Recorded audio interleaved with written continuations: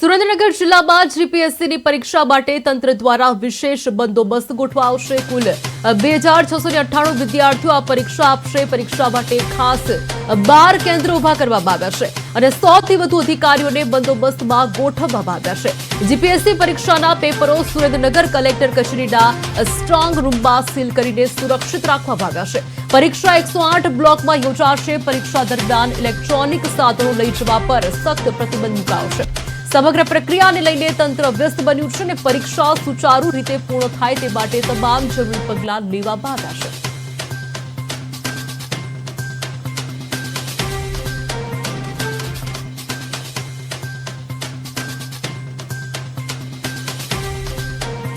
રાજ્ય વેરા નિરીક્ષક વર્ગ 3ની પરીક્ષા યોજાનાર છે, જેમાં સુરેન્દ્રનગરમાં પણ પરીક્ષા થનાર છે. એમાં 2598 વિદ્યાર્થીઓ 12 કેન્દ્રો પરથી પરીક્ષા આપનાર છે. તમામ બિલ્ડિંગો સીસીટીવીથી સજ્જ છે. તમામ માટે વ્યવસ્થિત બેન્ચીસ, સફાઈ, યુરિનલ, પાણીની વ્યવસ્થા કરવામાં આવી છે. આ સાથે તમામ સેન્ટર પર સરકારી પ્રતિનિધિઓની, આયોગના પ્રતિનિધિઓની, નિરીક્ષકોની નિમણૂક કરી દેવામાં આવી છે. તકેદારી અધિકારીઓની પણ નિમણૂક કરવામાં આવી છે અને વહીવટીતંત્ર દ્વારા સુચારુ રૂપે પરીક્ષા લેવાય એના માટે પૂર્વ તૈયારીઓ શરૂ કરી દેવાઈ.